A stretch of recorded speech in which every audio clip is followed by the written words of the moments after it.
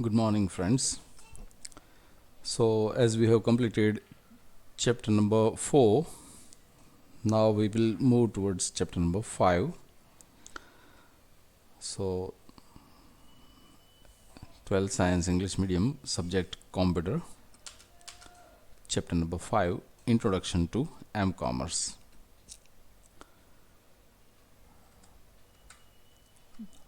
What is M-Commerce, mobile commerce?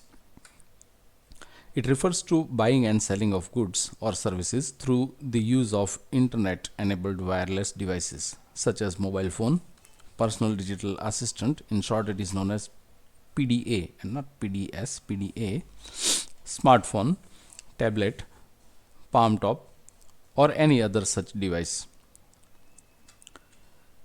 By using the mobile phone, consumers can conduct business transactions without being fixed at a computer terminal or being physically present at the shop. So don't need to remain in front of computer. That is the benefit of mobile commerce. It allows real-time transactions while on the move. So some examples of M-commerce are purchasing airline tickets, purchasing movie tickets. So whatever work we were doing in computer using e-commerce, the same work we can do using mobile, and that is known as M-commerce. So restaurant booking and reservation, hotel booking and reservation, stock market analysis. It means you can purchase or sell shares of various companies. Now, benefits of M-commerce. Mobile phones are not only meant for a phone call nowadays. So there are several activities we can do in today's mobile. Mobile companies are coming up with new features for their smartphones, which offer consumers ease, flexibility, and security at the same time. The web design and development companies have also optimized the websites such that it can be viewed correctly on mobile devices also. So whatever website we are watching on computer, the same layout we can also view in mobile. M-commerce is the integration of wireless networks accessed through handheld devices and internet. The benefits of e-commerce are offered by M-commerce also. So let's see which are the advantages of M-commerce. It provides convenience to the user. In just a few clicks on the mobile device, the user can do shopping, banking, and download media files while on the move. So as we know very well, the companies also provide their apps. So using that particular app, we can do online business, online purchasing, selling, everything using mobile phones. Mobile device enables the user to contact at virtually any time, anywhere.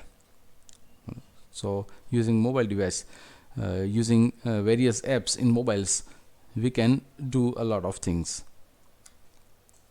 Reduce transaction cost. That is the same benefit that is available in e-commerce also. Reduces the time to order. The user does not need to be on the PC or laptop to order. So that is the main benefit of M-commerce, mobility. So we don't have to be fixed at a PC. Instead of that, we can work in our mobile also. Streamlined business processes are there. And provides global reach. Means wherever we go, we can use it. Conduct business 24/7. That is also the benefit available in e-commerce. Flexibility of accessing the information through any mobile devices. Payment can be done using the mobile devices itself just the same way as we do it on our personal computer. Useful to deliver time critical and emergency information, because we have mobile on our hand. So instead of going to a particular place or computer, we can do it in our mobile. Easily identifies the physical location of the handheld device. When mobility is there, so wherever we go, we can find out our location also. You know very well, there is a satellite service also available, that is known as GPS. So using GPS, we can find out our location. Emergence of location based applications enables the user to receive relevant information. So when we are able to find out the location, then we can also find out the relevant stores, means those stores available around us. Timely information can reach the user. Real time, that is known as real time information. The information like flight or train schedule, delay or cancellation can be given to the user on his mobile device on real time basis. Now let's see the limitations of m-commerce. But remember, this topic has been removed this year due to corona, so they will not ask in examination. Though the advantages of m-commerce is large, it has a number of limitations also. But these limitations can be decreased time to time. The handheld devices commonly used today offer a limited screen size. This further limits the types of files and data transfers.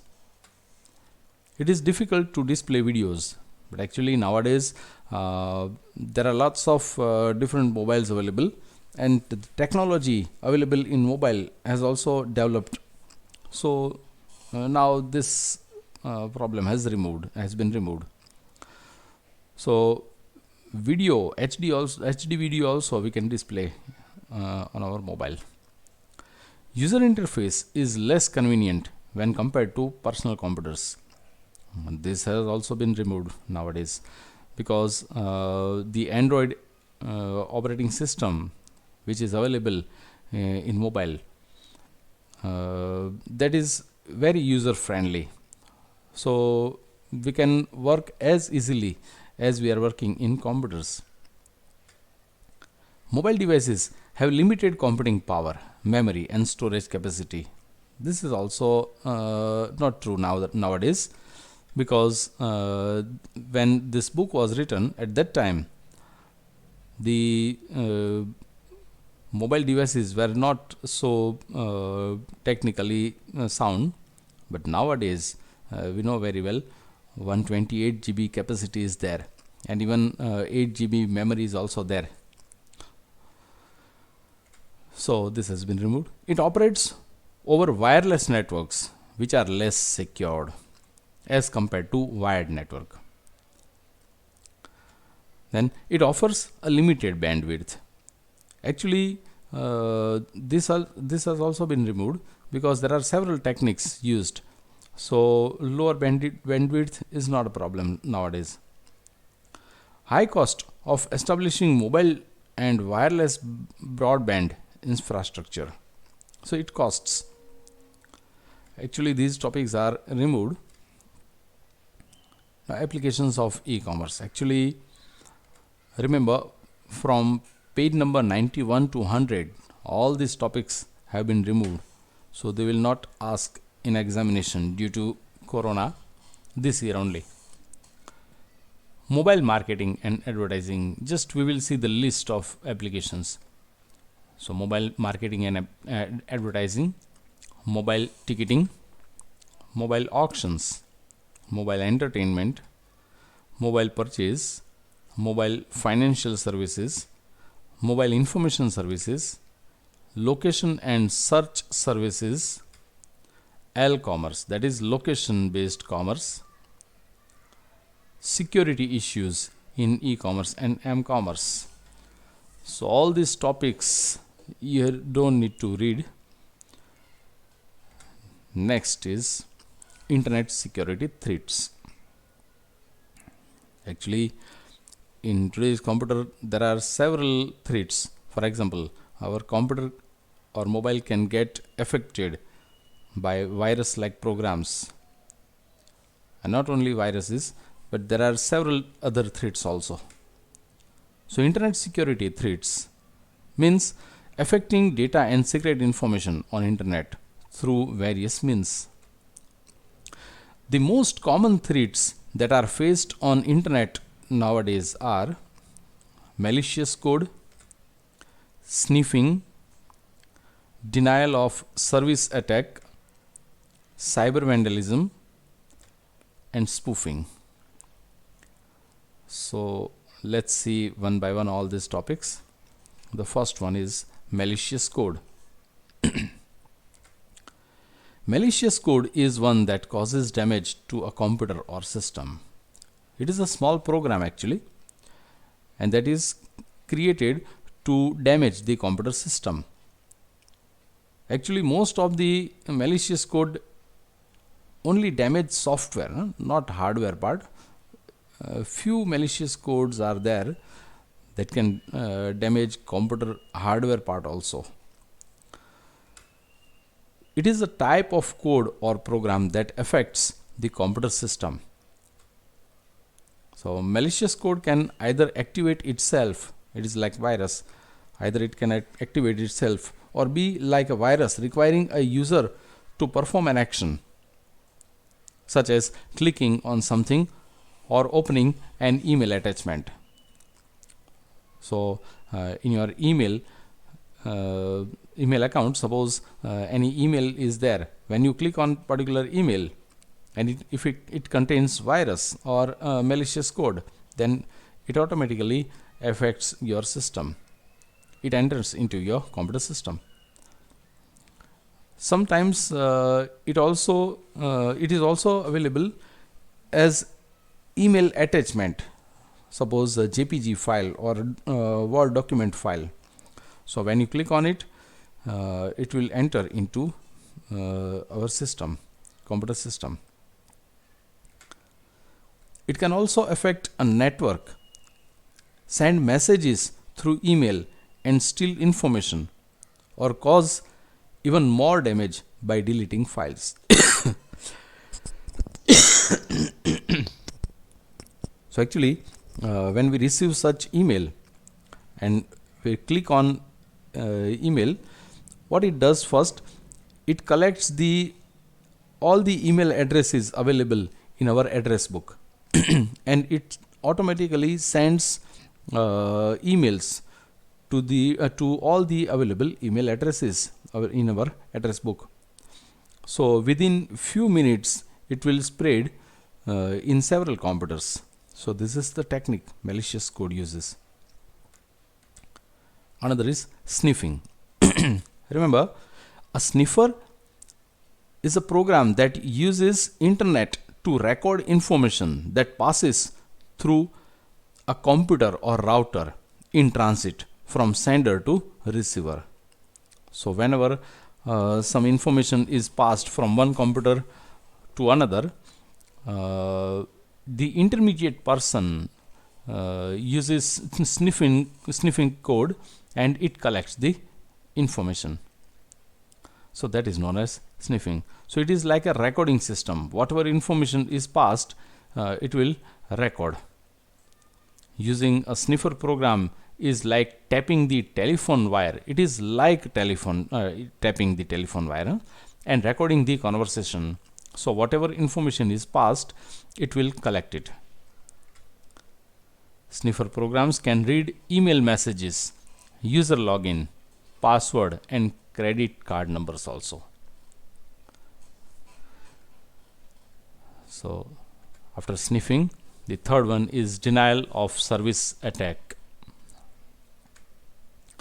A denial of service, in short it is known as DOS. Attack is an attack used to shut down a machine or network. making it inaccessible to its intended users. So here you can see the client is trying to use the server. Here whatever BOT is written, all these are suffering from denial of service attack, so it will not allow to display information from particular server. By targeting the user's computer and its network connection or the sites which the user tries to access, an attacker may be able to prevent the user from accessing email, websites and online accounts like banking or other services that rely on the affected computer. So the users are flooded with hundreds and thousands of messages that create traffic problem on the network. So that is denial of service attack. So service is not available, in short. Next is cyber vandalism. Cyber vandalism is the electronic defacing of an existing website page. So instead of showing a particular website, it shows another website.